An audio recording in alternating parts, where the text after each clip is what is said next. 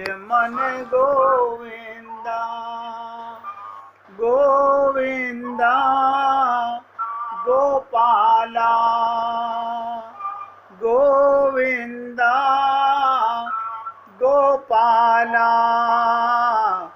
गोविंद गोविंद गोपाल भज मन गोविंदा गोविंद गोविंद गोपाल भज मन गोविंदा गोविंदा गोपाला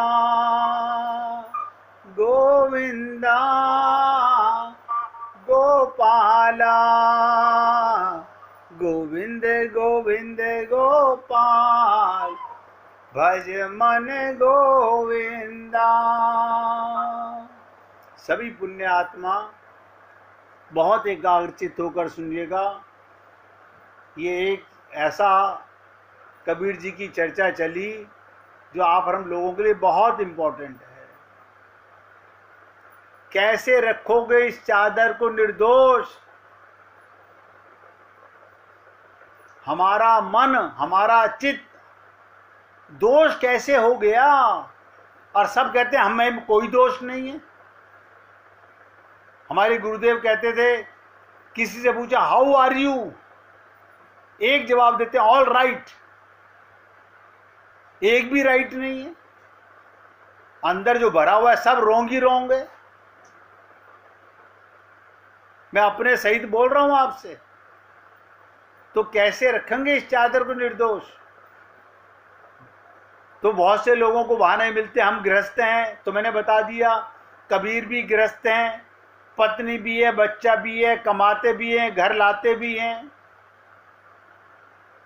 फिर भी कहते हैं दास कबीर जतन से ओढ़ी। ये जतन, होश में रहना, विवेक से रहना, ये कला है जागृत होने की।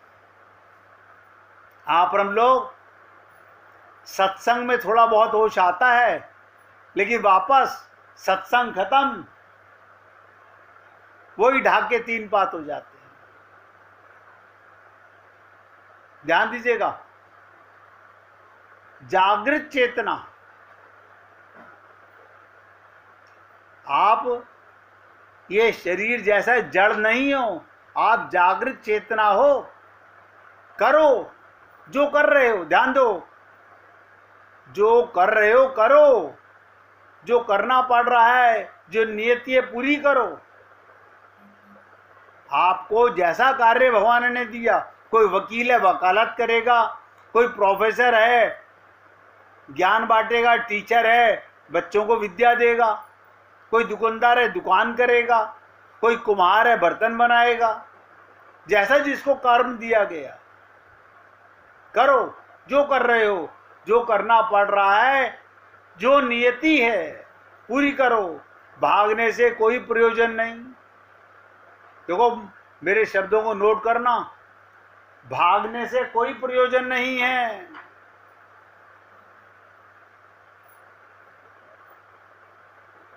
लेकिन हे पुण्य आत्माओं, जो एक लाइन अब बोलने जा रहा हूं उसको अंडरलाइन कर लेना अपने हृदय में, बहुत ध्यान से नोट करना। कर्म करते समय कर्ता मत बनो, बस। कर्म करते समय कर्ता मत बनो, साक्षी रहो। यही कुंजी है, यही जीवन का राज बता रहा हूं आज आपको। धनतेरस के दिन आपको वो खजाना मिल रहा है, अगर संभाल लो तो जीवन भर काम आएगा। जो कर्म करने का तुम्हें भगवान ने निमित्त किया, कर्म करो, खूब मेहनत से करो, बस कर्ता मत बनो। साक्षी रहो, सबसे बड़ी कुंजी है। बाजार जाओ, दुकान करो, कर्ता मत बनो। मंदिर जाओ, प्रार्थना करो, कर्ता मत बनो। कर्ता परमात्मा को रहने दो, तुम काहे झंझट में बीच में पड़ते हो? करता एक वही संभाले, करते हो तुम कन्हैया, मेरा नाम हो रहा है। आप सोचो, कर परमात्मा रहा है और आप अपने आप को कर्ता बने हुए हो। कर्म करो, कर्ता मत बनो। गीता के 700 श्लोकों का एक यही राज था। अब मैंने आपको आज वो कुंजी दी है, अगर संभाल सको तो संभाल लेना, झंझट में मत पड़ो। करता एक वही संभाले, तुम साक्षी रहो। भगवान कर रहा है, मैं देख रहा हूं। हाँ, मुझे पता है मेरे हाथ से कर रहा है, मेरे पैर चल रहे हैं मंदिर की तरफ, मैं नहीं जा रहा, मैं सब समझ रहा हूं। साक्षी रहो, होश में रहो।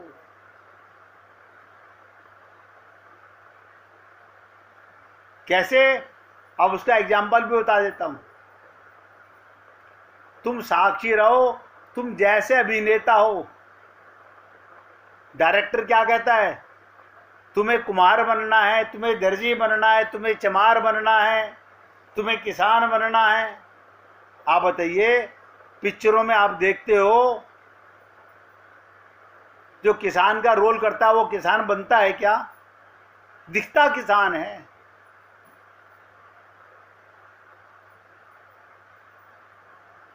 दिखता किसान है, होता किसान नहीं है।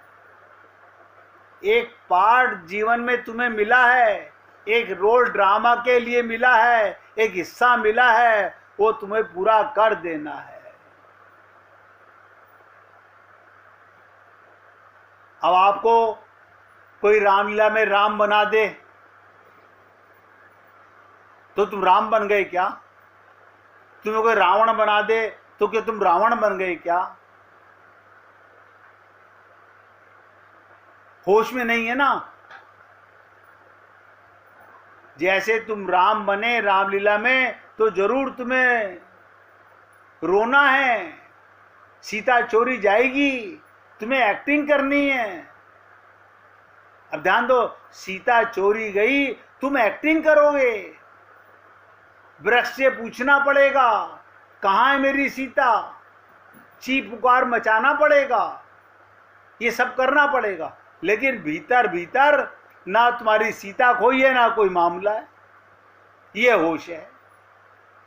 अभिनय, ये जिंदगी जीने का ढंग बता रहा हूं। यही राज मोहब्बत है जो गोपियों से सीखी उद्धव ने। उद्धव ने गोपियों से यही अभिनय सीखा। पर्दे के पीछे जाकर फिर तुम गपशप करोगे, चाय पियोगे, रावण से भी चर्चा करोगे पर्दे के पीछे, लेकिन पर्दे के बाहर धनुष बाण लेकर खड़े हो जाओगे रावण के सामने। इसलिए हे पुण्य आत्माओं, जीवन एक लीला है। अगर तुम जतन से चल सको, जतन से, होश से, विवेक से, कर्ता बन के नहीं, तो जीवन एक अभिनय है। और आप महसूस करोगे कि अरे तो कमाल हो गया, जिंदगी इतनी सरल।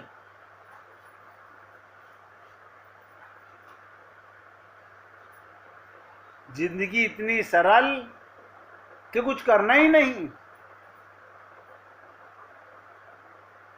ये कठिन तो आप और हम लोगों ने, हमने ऐसा समझ रखा है जैसे हमारे ऊपर तो सारे संसार का वजन हमारे ऊपर है, कर सब भगवान रहा है।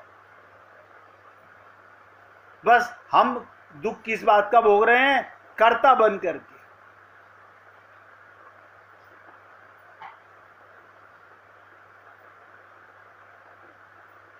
इसलिए तुलसीदास जी कहते हैं, मांगत तुलसीदास कर जोरे, बसऊं राम सिय मानस मोरे। तो उद्धव जी बोले, बस तुम्हें फल ही मिल गया। आप बताइएगा, आप और हम लोगों को फल नहीं मिला, परम धन। कौन सा धन मिल गया गोपियों को? कि तुम्हारा मन कृष्ण के साथ जुड़ गया। तब दान, व्रत, तप, हवन, जप की जरूरत ही नहीं रह गई। ये सब किस लिए करते हो? सोच के देखो। इसलिए गोपियों, तुम जो ये कहती हो हमारे ना दान किया हमने, ना व्रत किया, ना तप किया, ना जप किया, तो हमको तुम पूर्णार्थ क्यों कहते हो? सो हम तुमको पूर्णार्थ क्यों कहते हैं गोपियों? कि सबका फल, देखो ध्यान से सुनो, सारे कर्मों का, सारी पूजा पाठ का, जप तप व्रत का फल क्या? भगवान में मन का अटैचमेंट, भगवान के साथ संबंध बन जाना, ये भक्ति है। सो हम तुमको पूर्णार्थ भी कहते हैं गोपियों, कि सबका फल भगवान का प्रेम, सो कृष्ण की भक्ति, कृष्ण की प्रीति तुम्हें मिल गई है। अब आप सोचिए, ये है प्रेम असली। आप और हम लोग कहां होश में हैं? अब तुम साधना अवस्था नहीं रही तुम्हारी, अब तुम स्वयं साध्य हो। ये साधना कब तक? जब तक तुम कर्ता बनते थे। जब तुमको ये पता चल गया कि करते हो तुम कन्हैया, मेरा नाम हो रहा है, सारी साधना, ध्यान से सुनो, आज ये भी राज समझ लीजिएगा, सारी साधना कर्तापन मिटाने के लिए है। आप कुछ नहीं करते। तो जैसे चादर ओढ़ के आए थे वैसी चादर सौंप के जाना है, जैसे क्लीन स्लेट आए थे ऐसे ही क्लीन स्लेट जाना है। यहाँ क्या कर रहे थे? पति बने तो पति की एक्टिंग, पत्नी बने तो पत्नी की एक्टिंग। हाँ, अब आप बताओ, आप कहोगे नहीं हम तो भगवान से एक्टिंग कर लेंगे। एक जगह तो एक्टिंग करनी पड़ेगी, या तो संसार में एक्टिंग करनी पड़ेगी, तो डायरेक्टर भगवान। अगर तुम यहां पर एक्टर बने तो डायरेक्टर भगवान, और अगर तुम अपने आप को कर्ता बने तो कर्म का भोक्ता भी आपको ही बनना पड़ेगा।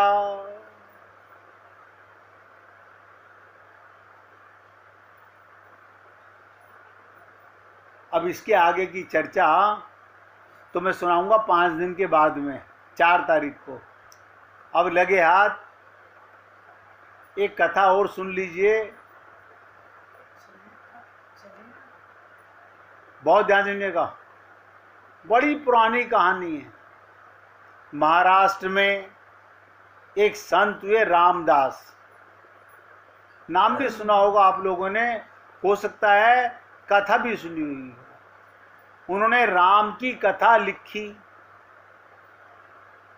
वो लिखते जाते और रोज लोगों को सुनाते जाते। रामदास कथा लिखते जाते और रोज लोगों को सुनाते जाते। कहते हैं कथा इतनी प्यारी थी कि खुद हनुमान जी भी सुनने आते थे, छिपकर बैठ जाते थे भीड़ में। जब हनुमान सुनने आए तो बात कुछ राज की होगी, क्योंकि हनुमान जी ने तो कथा खुद ही देखी है। अब कुछ इसमें देखने जैसा नहीं था, लेकिन रामदास कह रहे थे तो बात ही कुछ थी कि खुद देखने वाला मौजूद जो था, चश्मदीद गवाह, वो भी ये कहानी सुनने आता था। लेकिन जब एक जगह हनुमान जी को बर्दाश्त नहीं हुआ, ध्यान से सुनिएगा, हनुमान जी को जब एक जगह बर्दाश्त नहीं हुआ, क्योंकि हनुमान जी का ही वर्णन हो रहा था कथा में, रामदास जी हनुमान जी की चर्चा सुना रहे थे, क्योंकि हनुमान जी का वर्णन था। और रामदास जी ने कहा हनुमान गए अशोक वाटिका में लंका में, एक एक शब्द पे ध्यान दीजिएगा। रामदास जी क्या बोले? हनुमान गए अशोक वाटिका में, लंका में, और उन्होंने देखा चारों तरफ सफेद फूल खिले हैं। तुरंत हनुमान वहां पर जो बैठे थे वेश बदलकर बोल उठे। क्या बोले हनुमान जी? अपनी कथा में थोड़ा सुधार कर लो महाराज। बोले क्या? फूल लाल थे, सफेद नहीं थे। रामदास ने कहा कौन नासमझ बीच में बोला जो सुधार करवा रहा है? तब हनुमान जी को प्रकट कर दिया, अपने आप को प्रकट कर दिया। उन्होंने कहा अब प्रकट करना ही पड़ेगा कि मैं खुद ही हनुमान हूं जिसकी तुम कथा कह रहे हो। और मैं कहता हूं वहां फूल लाल थे, सफेद नहीं। रामदास ने कहा कोई भी हो, चुप बैठो, फूल सफेद थे। अब ध्यान से सुनिएगा, झगड़ा बहुत बढ़ गया। तब एक ही उपाय था, अब राम के पास जाया जाए। हनुमान जी ने कहा तो चलो राम के पास, वे जो कह देंगे वही निर्णय, क्योंकि ये हद हो गई। मैं खुद चश्मदीद आदमी हूं और कह रहा हूं मैंने फूल देखे, तुम मेरी कथा कह रहे हो, और वो भी हजारों साल बाद कह रहे हो, और एक सी बात पर जिद कर रहे हो। क्या बिगड़ता है कि तुम फूल लिख दो कि लाल थे?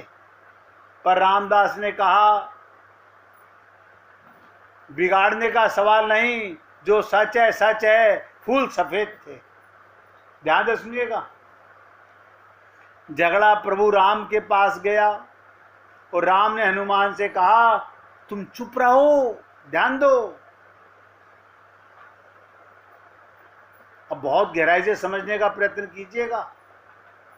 रामदास कोई छोटी मोटी हस्ती नहीं थे कि वो गलत बोल रहे हैं। उनके चित्त में जैसा भाव आएगा वो भाव बोल रहे हैं। और हनुमान भी गलत नहीं थे, उन्होंने वहां जो देखे फूल लाल, तो वो कह रहे हैं। अब दोनों के बीच में झगड़ा हो गया। तो झगड़ा जब भगवान राम के पास गया तो राम ने हनुमान से कहा चुप रहो, रामदास जो कहते हैं ठीक कहते हैं। अब बताइए, रामदास जो कहते हैं ठीक कहते हैं। हनुमान जी बोले प्रभु एक बात बताओ, वहां तुम तो गए नहीं थे। ध्यान दीजिएगा, हनुमान जी भगवान राम से बोले आप तो लंका गए नहीं थे, अशोक वाटिका में तो मैं गया था, आपको कैसे पता चला कि फूल सफेद थे कि लाल थे? आप उनका पक्ष ले रहे हैं। अब मैं आपको जब बोलता हूं ना तो आप लोगों को बड़ी अटपटी बात लगती होगी कि जानत है प्रभु सबके मन की। तो हनुमान जी से क्या कहा भगवान राम ने? हनुमान जब तुम गए थे तो तुम्हारे हृदय में कौन बैठा हुआ था? अब चुप हो गए हनुमान जी। क्या बोले? हनुमान तुम उस समय इतने क्रोध में थे, आंखें खून से भरी हुई थी, तुम्हें सब लाल दिखाई पड़ रहा था। रामदास को कोई क्रोध नहीं है, वो दूर तटस्थ भाव से देख रहा है। फूल सफेद ही थे, मुझे भी पता है। इसलिए जब तुम क्रोध से देखोगे तो चीजें और हो जाएंगी, स्वभाव से तब तुम लोभ से देखोगे तो चीजें और हो जाएंगी, जब तुम वासना कामना से भरकर देखोगे तो चीजें सौंदर्य आ जाएगा। देखने वाला अपने को ही फैलाकर देखता है, इसलिए तुम्हारी दृष्टि तुम्हारी सृष्टि हो जाती है। जब तुम बदलोगे और तुम्हारी दृष्टि बदलेगी तत्क्षण सारी सृष्टि बदल जाएगी। ये संत महात्माओं को भगवान दिखते, हमें नहीं दिखते, क्या कारण है? जहां तुम्हें बहुमूल्य दिखाई पड़ती है वहां कचरा दिखाई पड़ेगा। आज हमें धन में धन नजर आता है, संत महात्माओं को कचरा नजर आता है।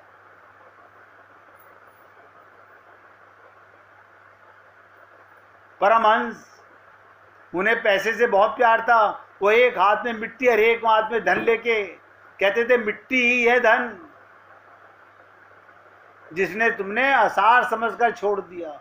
हो सकता था वहां सार दिखाई पड़े, और जिसे तुमने सार समझकर छाती से लगा रखा है। देखो आप और हम लोगों ने क्या चीज छाती से लगा रखी है, क्या सार है हमारे जीवन का, वहां तुम्हें असार दिखाई पड़ेगा। एक मिनट ध्यान से सुनिएगा, क्योंकि 5 दिन आप छुट्टियां मनाने वाले हो। जीवन तुम्हारी दृष्टि का फैलाव है, और जिसके भीतर की दृष्टि खोई हुई है, जागी हुई नहीं है, वो ऐसा ही जैसे भीतर है ही नहीं, सब सोया है। उस भीतर की दृष्टि के सोने के कारण तू जीवन के भीतरी अंगों को नहीं देख पाते। बाहर की आंख बाहर को ही देख सकती है, भीतर की आंख भीतर देखती है।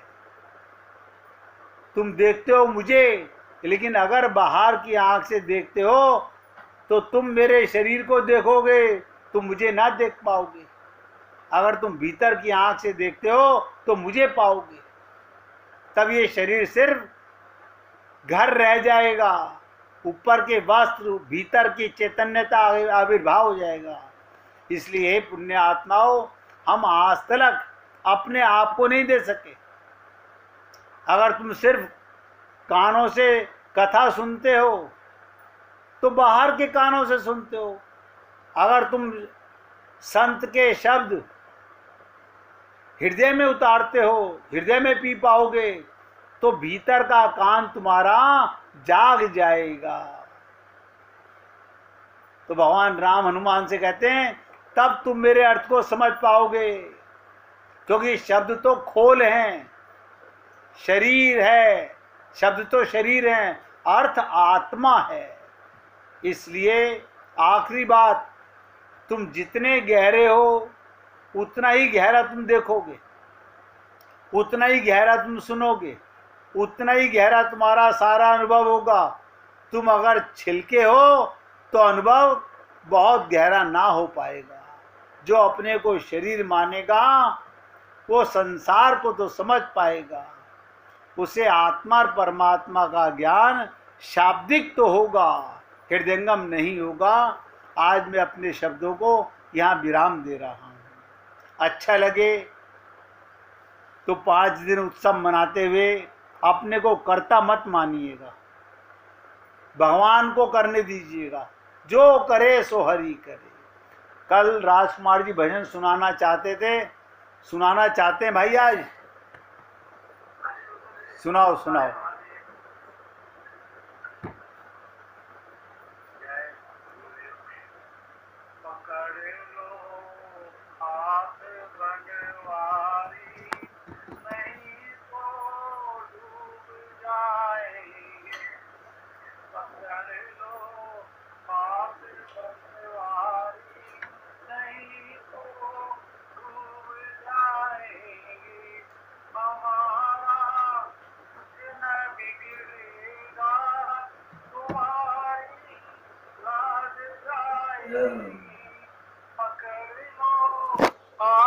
बनवारी नहीं तो डूब जाएंगे, हमारा कुछ ना बिगड़ेगा, तुम्हारी लाज जाएगी। धरी है पाप की गठरी, हमारे सर पे ये भारी। धरी है पाप की गठरी, हमारे सिर पे ये भारी। वजन पापों का है भारी, इसे कैसे उठाएंगे। पकड़ लो हाथ बनवारी,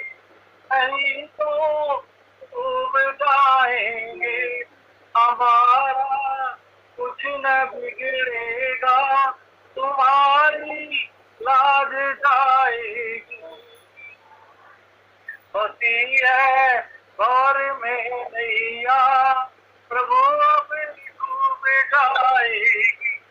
होती है भंवर में नैया, प्रभु अपनी खवैया आप बन जाओ तो बेड़ा पार हो जाए। पकड़ लो हाथ बनवारी, नहीं तो डूब जाएंगे। हमारा कुछ न बिगड़ेगा, तुम्हारी लाज जाएगी। तुम्हारे ही भरोसे से, तुम्हारे ही भरोसे पर जमाना छोड़ बैठे हैं। जमाने की तरफ देखो, इसे कैसे निभाएंगे। पकड़ लो हाथ बनवारी, नहीं तो डूब जाएंगे। ओ दर्दे दिल की कहे किससे, ओ दर्दे दिल की कहे किससे, सारा ना कोई देगा। सुनोगे आप ही मोहन, और किस को सुनाएंगे। सुनोगे आप ही मोहन, और किस को सुनाएंगे। पकड़ लो हाथ बनवारी, नहीं तो डूब जाएंगे। तुम्हारा कुछ न बिगड़ेगा, हमारा कुछ न बिगड़ेगा। तुम्हारी लाज जाएगी, तुम्हारी लाज जाएगी, तुम्हारी लाज जाएगी। बोलिए वृंदावन बिहारी लाल की जय। जय जय श्री राधे, जय जय श्री राधे। बोलिए लाल जी का मंगल हो, सभी भक्तों का मंगल हो। सबको राधे राधे भैया, सबको राधे राधे भाई, राधे राधे, राधे राधे भगवान, राधे राधे।